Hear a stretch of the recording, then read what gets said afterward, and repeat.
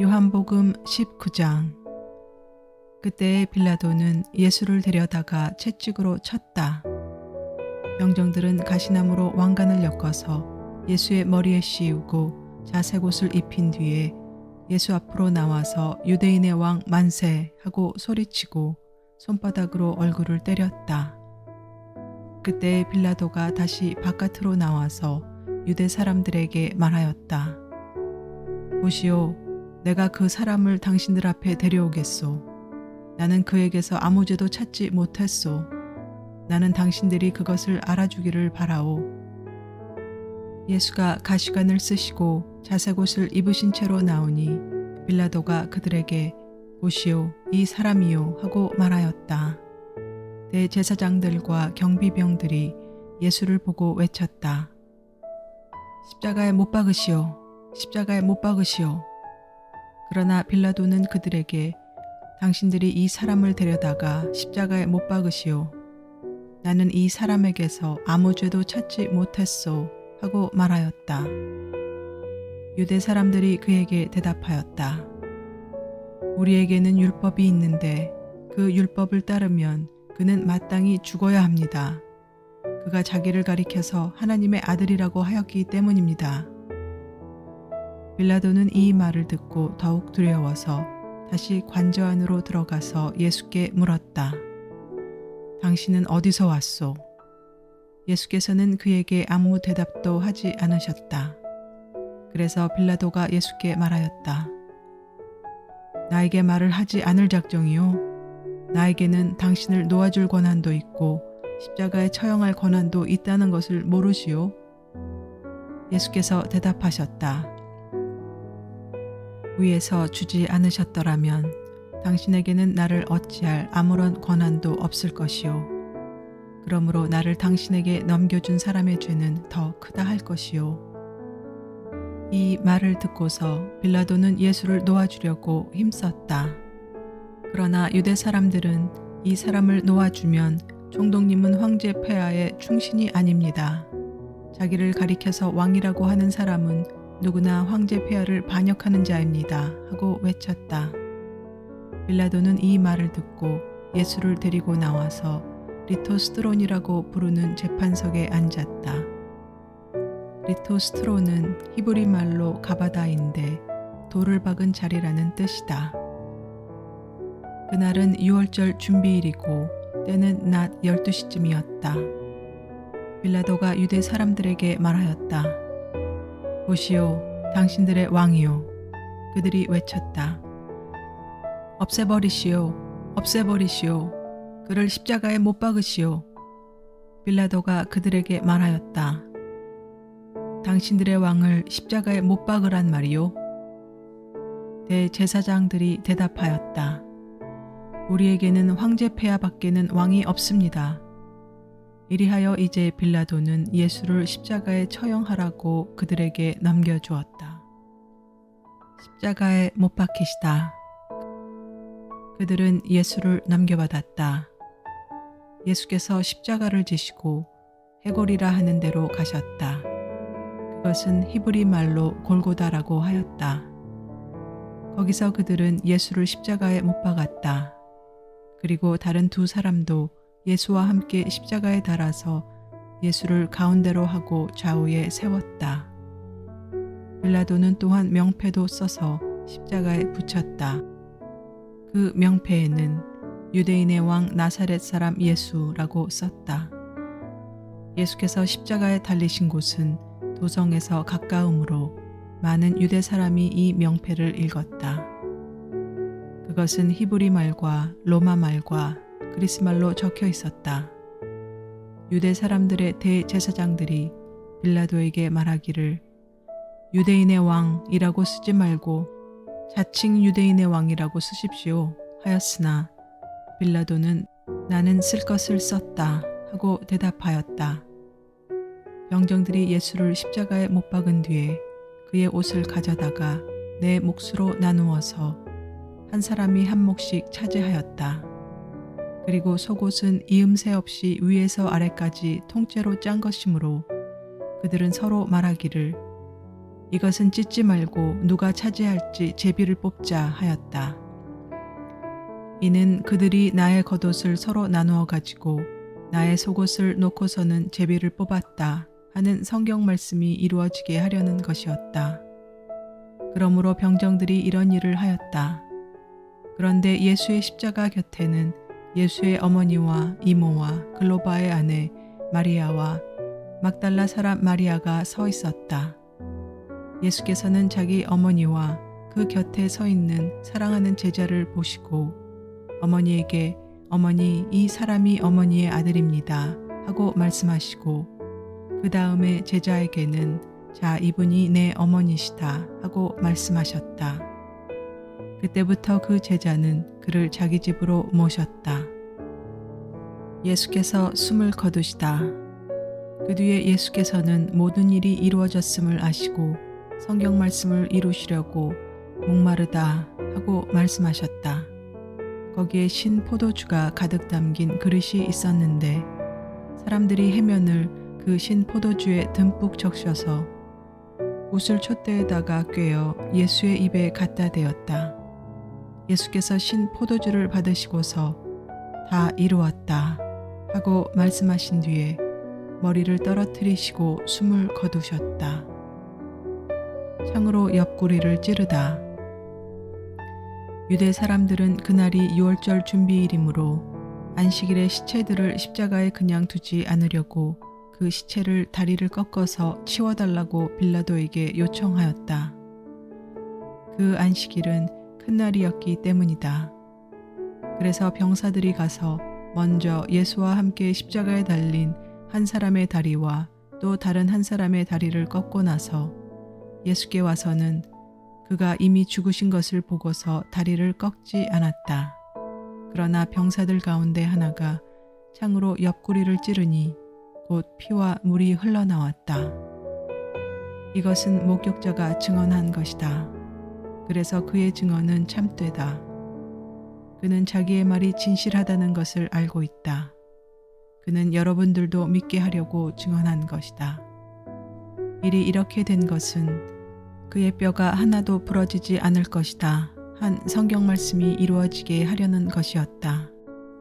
또 성경에 그들은 자기들이 찌른 사람을 쳐다볼 것이다 한 말씀도 있다.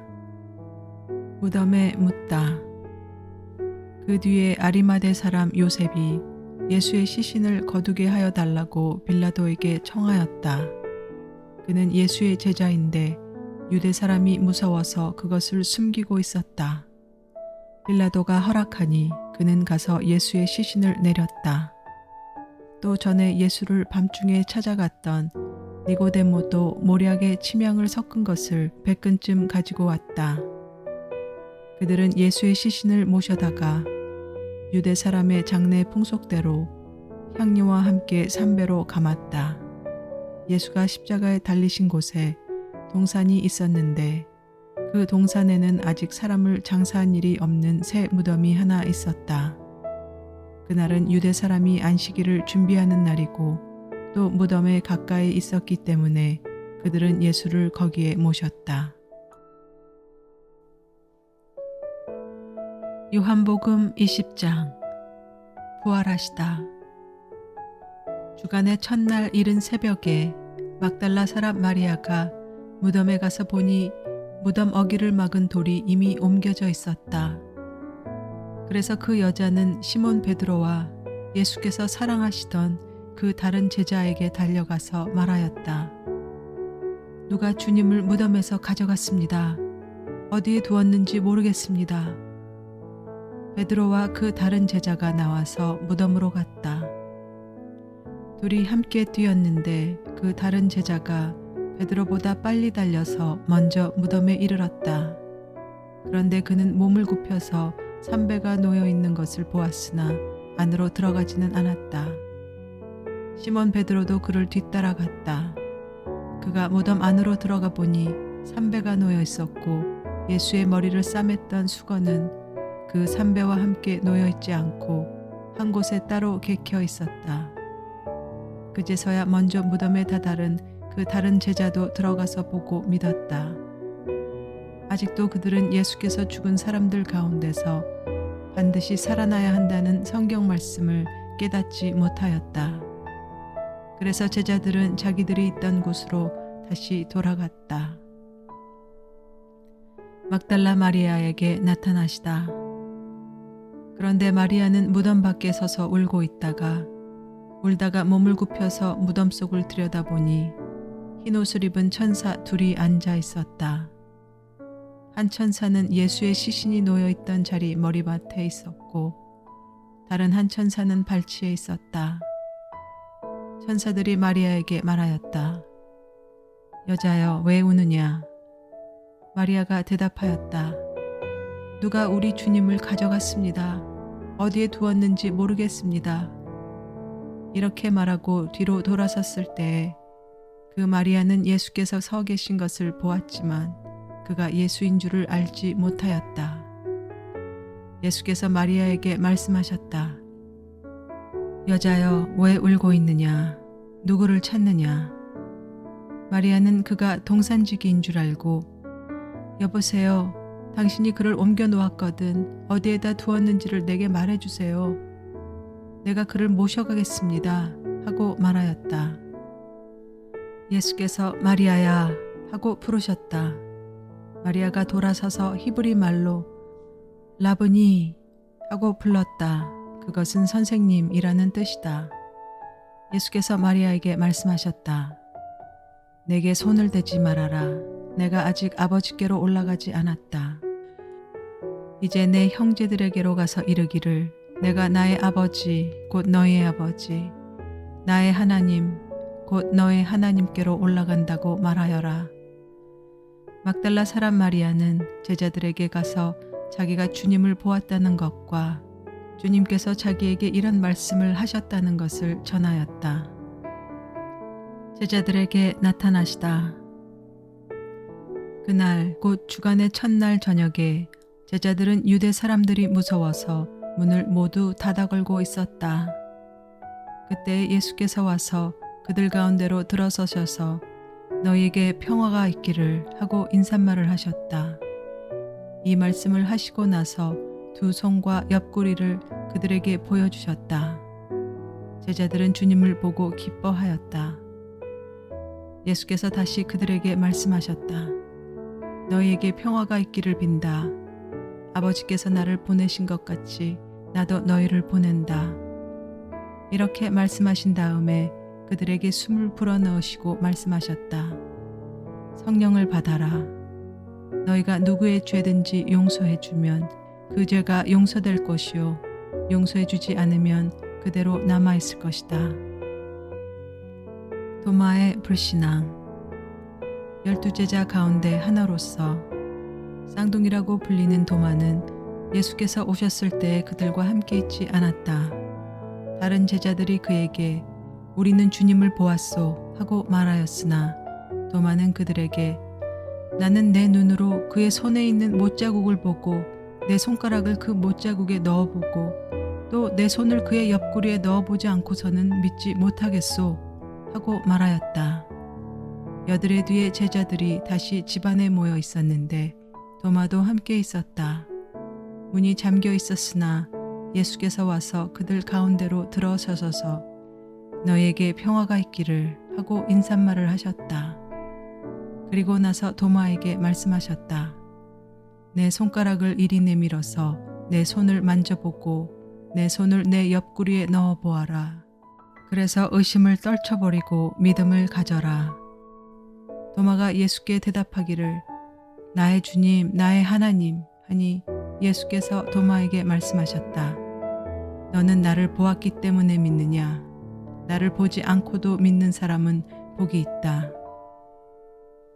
이 책을 쓴 목적. 예수께서는 제자들 앞에서 이 책에 기록하지 않은 다른 표징도 많이 행하셨다. 그런데 여기에 이것이나마 기록한 목적은 여러분으로 하여금 예수가 그리스도요 하나님의 아들이심을 믿게 하고 또 그렇게 믿어서 그의 이름으로 생명을 얻게 하려는 것이다. 요한복음 21장 일곱 제자에게 나타나시다. 그 뒤에 예수께서 디베랴 바다에서 다시 제자들에게 자기를 나타내셨는데 그가 나타나신 경위는 이러하다. 시몬 베드로와 쌍둥이라고 불리는 도마와 갈릴리 가나 사람 나다나엘과 세베대의 아들들과 제자들 가운데서 다른 두 사람이 한 자리에 있었다. 시몬 베드로가 그들에게 말하기를 나는 고기를 잡으러 가겠소 하니 그들도 우리도 함께 가겠소 하고 말하였다. 그들은 나가서 배를 탔다. 그러나 그날 밤에는 고기를 한 마리도 잡지 못하였다. 이미 동틀 무렵이 되었다. 그때 예수께서 바닷가에 들어서셨으나 제자들은 그가 예수인 줄을 알지 못하였다. 그때 예수께서 제자들에게 물으셨다. 얘들아, 무얼 좀 잡았느냐? 그들이 대답하였다. 못 잡았습니다. 예수께서 그들에게 말씀하셨다. 그물을 배 오른쪽에 던져라. 그리하면 잡을 것이다. 제자들이 그물을 던지니 고기가 너무 많이 걸려서 그물을 끌어올릴 수가 없었다. 예수가 사랑하시는 제자가 베드로에게 저분은 주님이시다 하고 말하였다. 시몬 베드로는 주님이시라는 말을 듣고서 벗었던 몸에다가 겉옷을 두르고 바다로 뛰어내렸다. 그러나 나머지 제자들은 작은 배를 탄 채로 고기가 든 그물을 끌면서 해안으로 나왔다. 그들은 육지에서 백자 남짓밖에 떨어지지 않은 곳에 들어가서 고기를 잡고 있었던 것이다.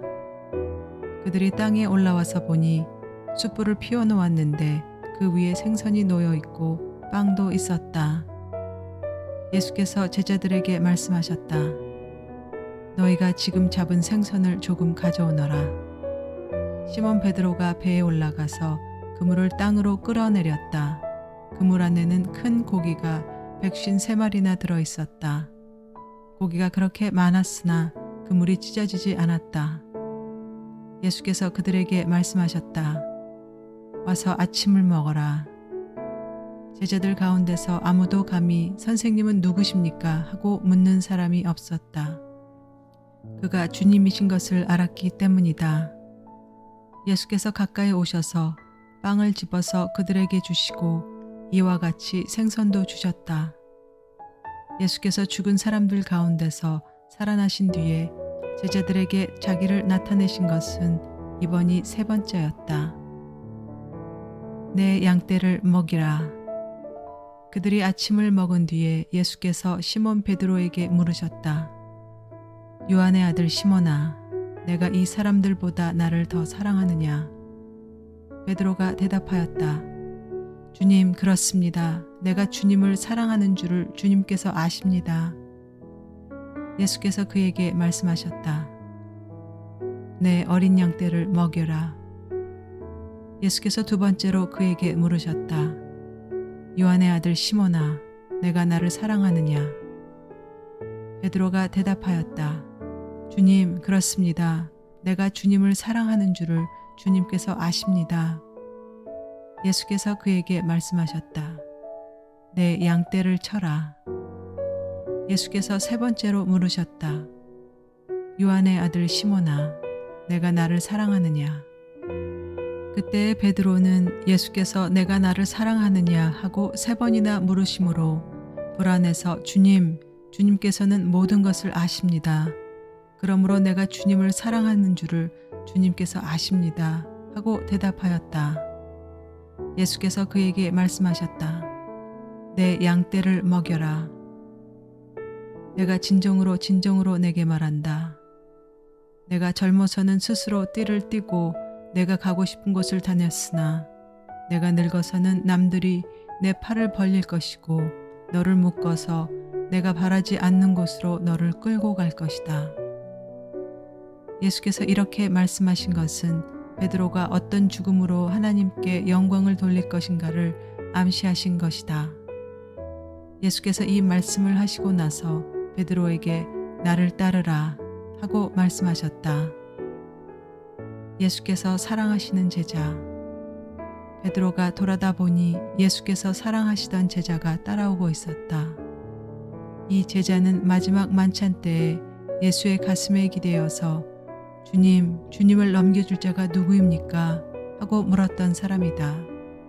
베드로가 이 제자를 보고서 예수께 물었다. 주님, 이 사람은 어떻게 되겠습니까? 예수께서 말씀하셨다. 내가 올 때까지 그가 살아있기를 내가 바란다고 한들 그것이 너와 무슨 상관이 있느냐? 너는 나를 따라라. 이 말씀이 믿는 사람들 사이에 퍼져나가서 그 제자는 죽지 않을 것이라고들 하였지만 예수께서는 그가 죽지 않을 것이라고 말씀하신 것이 아니라 내가 올 때까지 그가 살아있기를 내가 바란다고 한들 그것이 너와 무슨 상관이 있느냐 하고 말씀하신 것뿐이다. 이 모든 일을 증언하고 또 이 사실을 기록한 사람이 바로 이 제자이다. 우리는 그의 증언이 참되다는 것을 알고 있다. 예수께서 하신 일은 이 밖에도 많이 있어서 그것을 낱낱이 기록한다면 이 세상이라도 그 기록한 책들을 다 담아두기에 부족할 것이라고 생각한다.